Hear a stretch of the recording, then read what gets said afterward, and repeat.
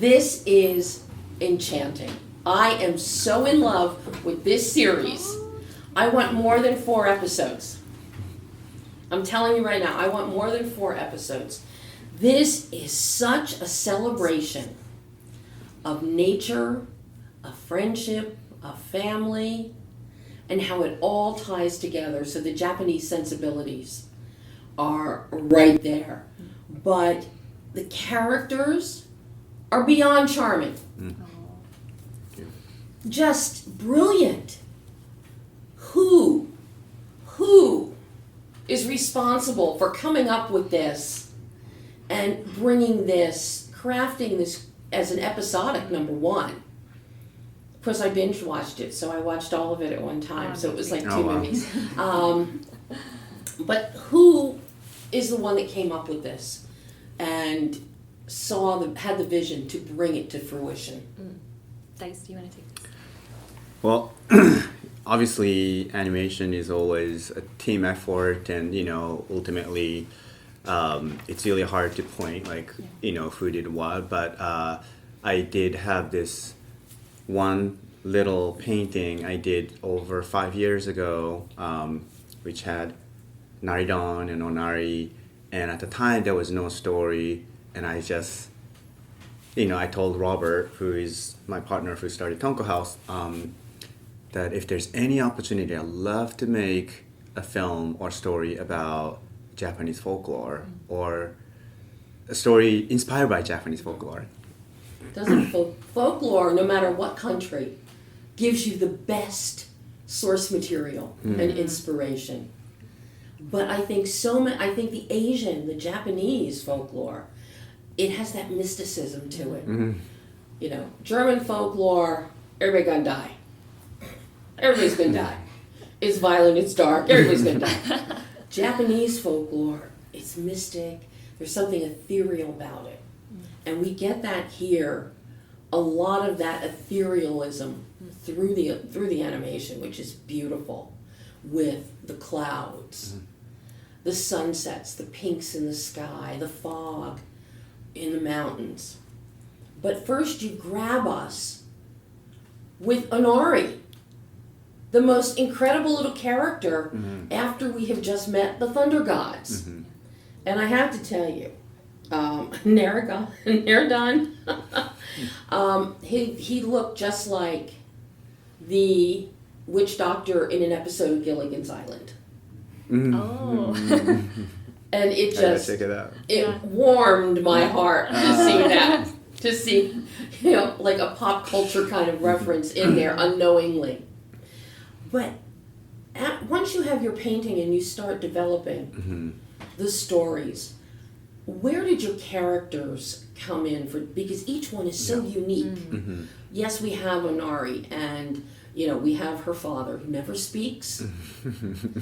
But then you see all these wonderful friends, or maybe bullying semi-friends, but for Kappa. But they're vegetables, they're flowers, they're turtles. Just your creativity is astounding. How did each of these characters come into play and take shape? So that's one really unique thing about Japanese folklore. There is a Japanese belief called Yagoyorozu no Kami, which means 8 million gods in Japanese. And that is sort of like the built-in culture for us, the culture of animism, where we find gods and spirits and souls in every single thing around you, whether it's humans or animals or even nature and even objects like umbrella or rock. And that idea I always kind of took pride in as a Japanese person, like just really respecting every single thing. This world is not just for humans, this is for every single thing. So in Japanese folklore, anything can be a character, and anything could have a story, and even an umbrella, even a little raccoon doll, or vegetables, and of course we put a lot of spin to our own spin to it, whether it's a design, and this story itself is absolutely original, and really there's no folklore of this story, but it was so heavily inspired by this rich, unique world of Japanese folklore that I don't think was introduced to the world as much as it should until this moment. Okay, well now this definitely should become a part of Japanese folklore, the story of Oni and the thunder gods. So, I'm just saying. But, you develop the great characters. When and how does your story start taking shape? Especially here, because you're slowly introducing us. We get the father-daughter relationship, which everybody loves a daddy and daughter story. I don't care how old you are, you always love a daddy and daughter story. But so we establish that, and we establish that Onari wants to be like her dad. Mm-hmm. But then you also have to find your cushy. You've got to find your superpower. And everybody else is developing theirs, and she's having a really hard time. So you bring in bullying. But you also bring in the devoted best friend of Kappa. And you take us deeper into the events that are unfolding. We have the jealousy. We get to a jealous point with our little geisha birdie, which is just so cute. But all of these elements that kids will encounter growing up, and how they want to emulate their parent.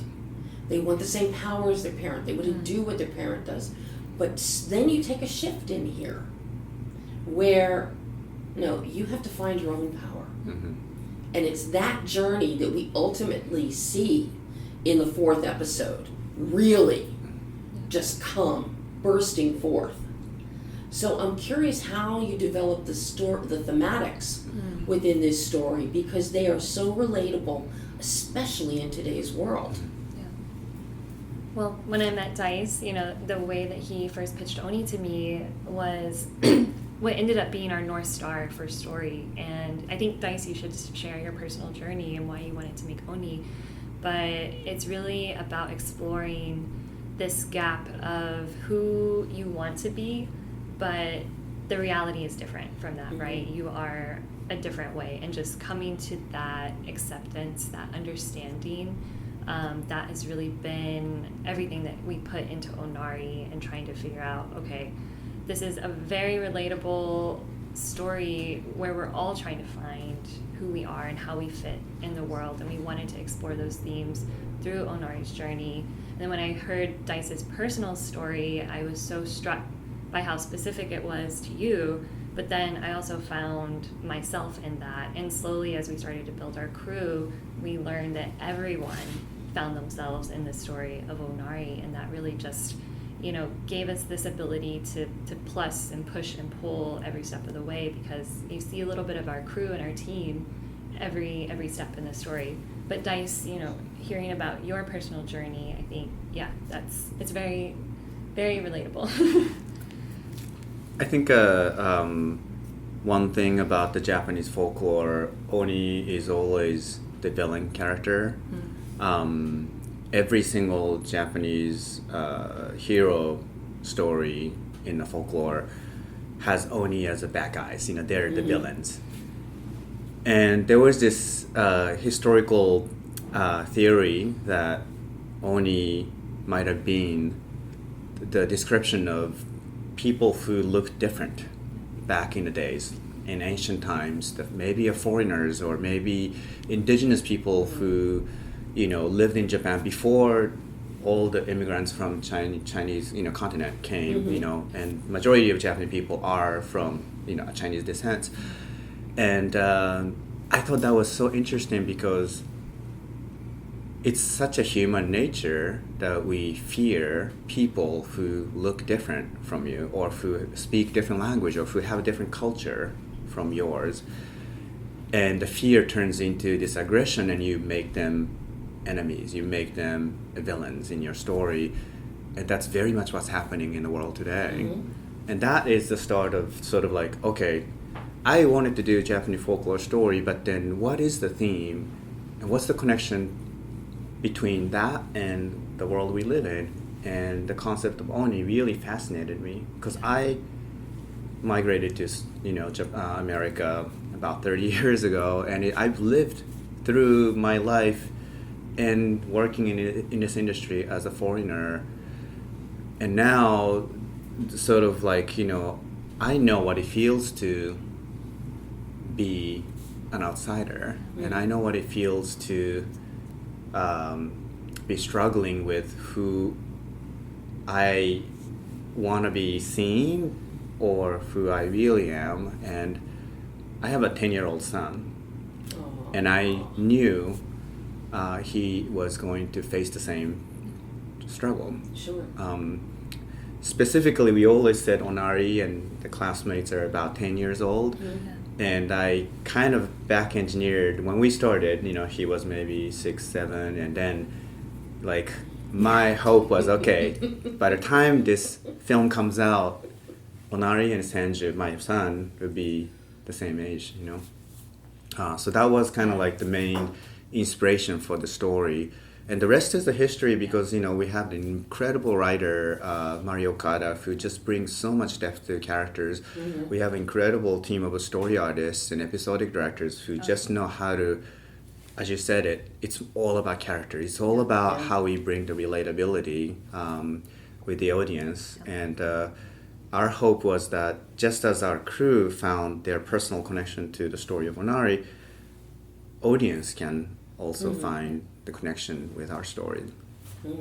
Well, and something that I love that happens in the climactic part of episode 4, and we've seen this play out over the world for centuries, is when people finally do come together, it's music and dance that bring them together.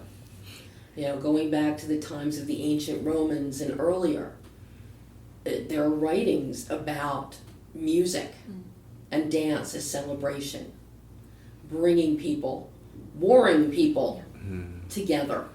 So to see that incorporated as the final connective tissue that brings everyone together is just, it made me get teary when I watched it, I'll tell you. I've got to ask you about your incredible animators. Your use of color is so instrumental and so key because yes, you have great characters and that keeps us invested, but we need that visual eye candy. And the color palette and the visual tonal bandwidth is stunning. Thank you. It is very engaging as we see seasons, we see days, we see days into nights. Those nighttime scenes in the forest, well, those 2 lights coming at me, man, that would scare the bejeebus out of me. So talk to me about the development of this visual tonal bandwidth and how color became so important in terms of the city versus our mountain and the forest that separates them, because they're 3 very distinct worlds. Well, I gotta say that production design is the superpower of Local House. It's a really challenging work, trying to figure out how you have a 2D image and translating that into a CG world. It's not one for one, and it takes a lot of thought and communication and trust to get there. And we have to give a big shout out to Robert Kondo, our production designer, and Rachel Tiep Daniels, our art director. They led an incredible team of really young artists, honestly, to kind of build the foundation, like all the information. We call it in a Bible, essentially, like a production Bible that we then pass on to our production partners in Japan, so they can take it and run with it and start developing everything from scratch. Because given our time constraints, it's impossible to review every single asset As you mentioned, the forests are so lush and populated, and we really just have to give them that core understanding, that foundation, that design language, so they can build this vast world with us. And I'm going to embarrass you, Dice, but it's really just a masterclass in lighting. I learned so much from you working on this project, just your deep understanding of lighting and how you can really tell a story all through light and color. And then if you want to speak more to, maybe the tone, right? Like how we had different language for light. Yeah, a lot of us, myself and Robert Kondo, who started Tonko House, we were art directors at Pixar and specialized in, color and lighting and then designing the world. So it is one of those things that we take pride in, yes. and we get excited too. So even working with our young artists, I think it was really fun to see how they were able to use this opportunity to just really flourish their talent, and we were able to help, but we didn't do as much of work as we used to back in the days at Pixar, because I had to direct and Robert had to executive produce, but it was really fun to see how our artists designed the world. As Sarah said, it's a very challenging, aggressive schedule and budget for this type of work, and we had to be very decisive, and we had to be very clear for CG team to understand what it is we are trying to achieve in art. When it comes to lighting, I always had a belief that you could tell a story or emotion of characters through lights and colors, and sometimes, especially in this kind of limited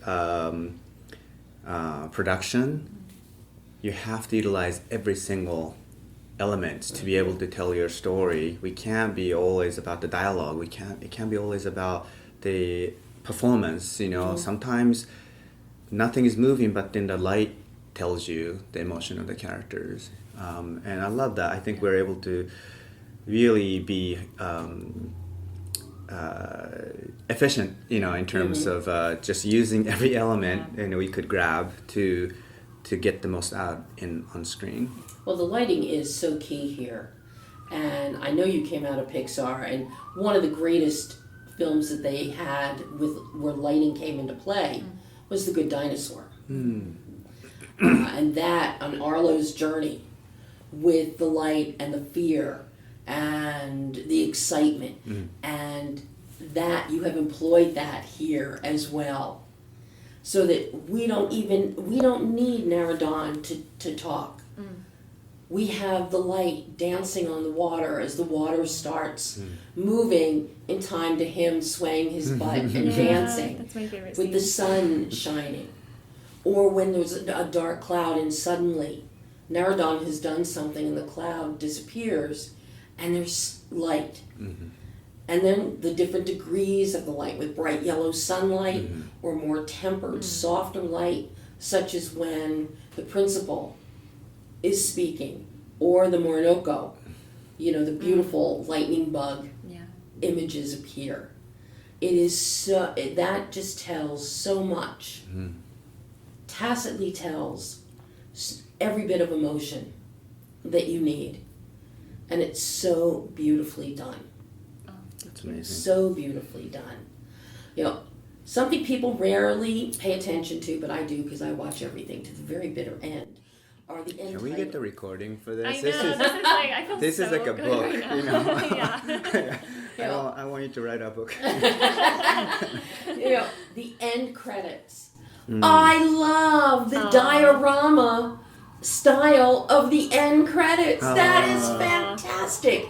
That is the 2D world from which the 3D world came from. And to see that, because in my generation, we created dioramas all the time and used popsicle sticks to move them around and things like that. But I don't think a lot of kids today understand what that is. But that is so enchanting and so charming.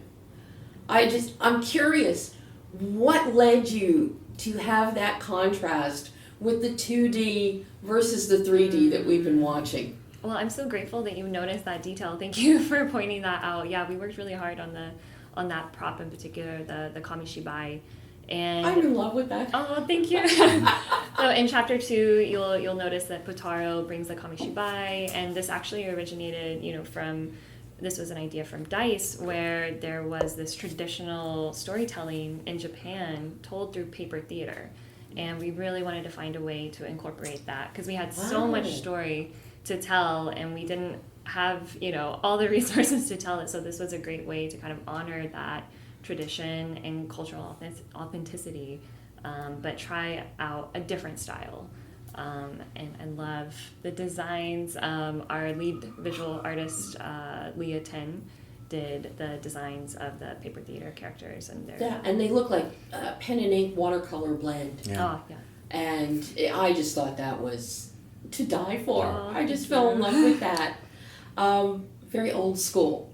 And the fact that especially today's streaming world, Netflix has a way to skip the end credit, and just the fact that you noticed that is so rewarding for so us. much. Yeah. My mantra to the world: stay through the credits. Mm-hmm. Even if you don't get really cool end credits like this, there are a lot of people that worked on it, Yes. and they deserve to have you sit there and watch their names. Mm-hmm. Thank you. Scroll down to the bitter end. I'm a big believer in that. Mm-hmm. But, one last element of this I have to ask you about is the score. The music is exquisite. And I particularly love the way it's used when we have the thunder gods battling, raging, when Noridan just goes off the rails. And there's still score there. But the meld, the sound design and sound mix between the score with the thunder, the lightning, comes together perfectly. But then we lead in with the softness of the score, the sounds of nature, like little piccolos, for little bird tweets and things. Please enlighten me on the musical aspect of this. Thank you. It's always exciting to hear how people reacted to the music of Oni. Our composers, Zach Johnston and Matteo Roberts, they go by this group named Pep Magic, and they always collaborated with us since the early days of Tonka House, when we made The Dam Keeper and a short film called The Moon and a little mini-series called The Dam Keeper Poems. They always did the score for our films. And of course, I couldn't think of anybody but those guys when we started this project.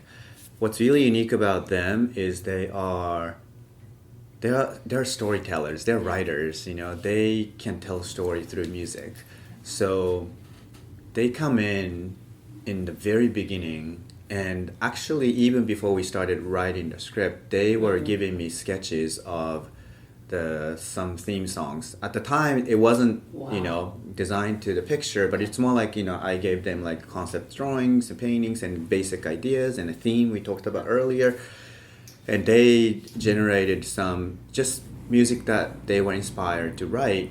And some of them actually we ended up using, Oh my gosh, right? yeah. And it's very atypical to do that. Usually you have picture lock, scratch music, and then you come in and do the final score. But Zach and Matteo were so passionate, so dedicated, that they started, like you said, like as early as script phase, and we are just so fortunate to have them on this journey. And I've never seen people work harder in my whole life. Like, they are just such a talented group. I have no idea how their brain works, but I greatly respect it. I like it. Whatever it is, I like how it works. A Japanese,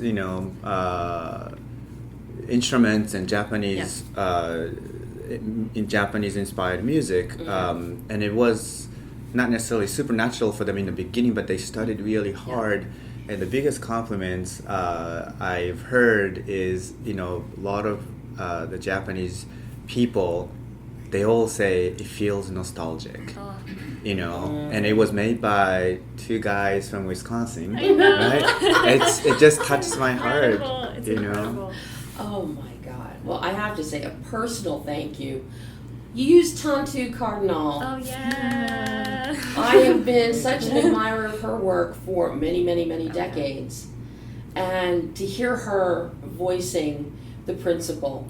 And then she's also voicing in Netflix's Wendell and Wild. That's right. Too. You just found out. Yeah. So I was very excited when I when I saw that one and heard her. You have an eclectic voice cast here. Craig Robinson? Yeah. Come on.